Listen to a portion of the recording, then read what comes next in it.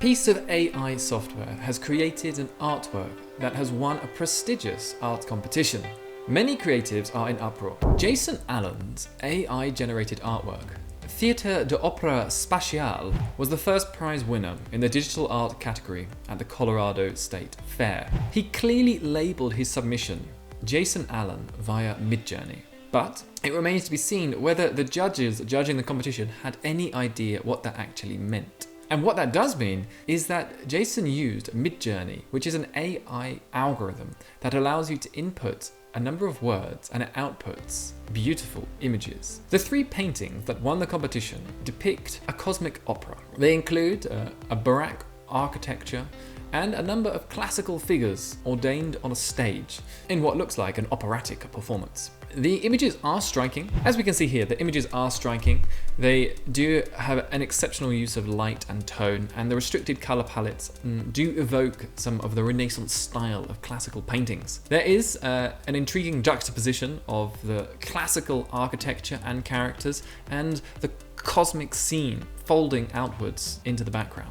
This is undoubtedly the strongest of the 3 works. The other 2 include some characters at different scales, again, classical outfits in a cosmic galactic scene. And all he did was simply use this website called Midjourney, where you can put in a few words like space opera, and it will spit out an image that it thinks best matches those words. It will pass all of the images it has access to on the internet and identify the patterns that best match the words that I have suggested to it. It will then generate a completely unique image that has been inspired by all of the data it has been fed. So I was experimenting very quickly just to see what kind of image I could bring up with some similar words, and I've got something I think that's not so far off the style and content of what Jason Allen has created. So you may argue, as many people do to all works of art, they denigrate them and say, well, anybody could have done that. But he says, I have been exploring a special prompt that I will be publishing at a later date.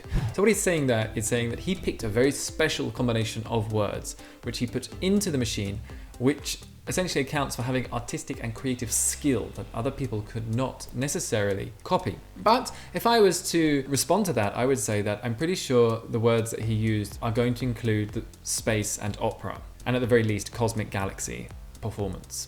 He then goes on to say that he created hundreds of images using it, and after many weeks of fine-tuning and curating my gens, I chose my top 3. So here he's also saying that he used his taste to create a lot of different versions, and then he refined it down to the very best. So once again, he's saying that not anyone could have done it, only somebody with his taste was capable of creating this type of artwork.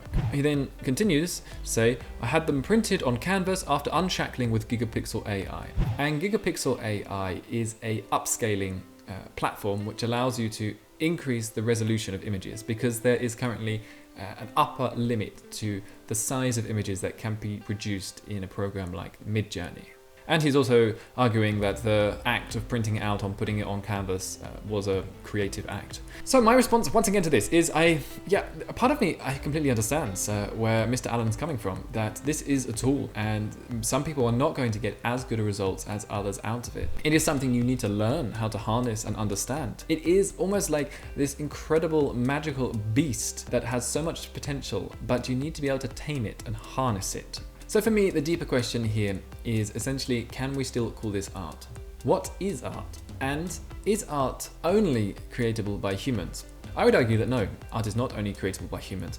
Art is an amorphous concept that does not have a clear and answerable definition to it. I think this is another conundrum that we're running into in the advent of artificial intelligence. Recently, there have been machines claiming that they are sentient. And the true question there for me was not whether the machines are sentient, but what is sentience and how is that measured? Are we sentient? Or is it just an amorphous concept that we have created in order to feel good about ourselves? I believe that in some arrogant manner, we have put ourselves as humans far above any other life form. And the only way we have done that is by creating concepts that we have arbitrarily attributed to only being human, when in fact, that is not true.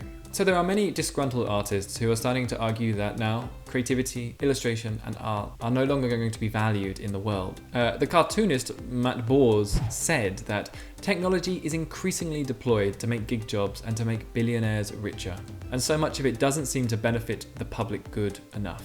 So what he is saying is that this new technology is only going to increase the inequality between billionaires who created this technology and remove the jobs from the gig economy, from freelancers, from illustrators and artists who would have had much more work before this technology was invented. He goes on to say that to developers and technically minded people, it's this cool thing, but to illustrators, it's very upsetting because it feels like you've eliminated the need to hire an illustrator.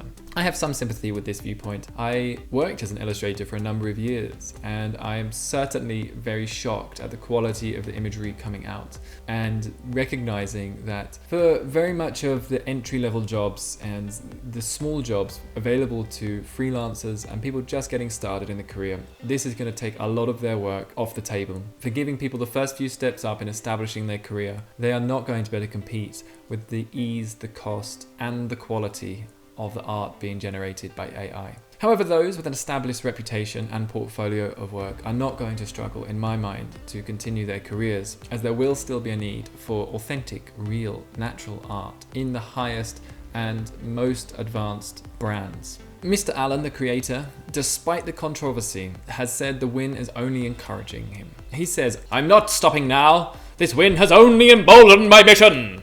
In conclusion, there is currently no clear consensus on how best to respond to the rise of AI art, but we can agree it is something that we need to talk about in more depth. I can envision that we will, at least in art competitions, have specific categories for AI art, and that it is clear when you are submitting your work what has been done by you and what has been done by a machine. However, this is obviously a system that will be open to abuse. And I think some of the concepts developed by Midjourney are extremely original and interesting. I hope you enjoyed this video. What do you think about AI art and competitions? If you did enjoy this video, please press like. Just give it a like. And yeah, stick around to check out some more videos all about AI art and this new technology that is shaping our world right now. And if you are interested in learning more about how to use Midjourney, I have created a series of lessons and tutorials on this, and you can check them out in the comments below. Have a delightful day.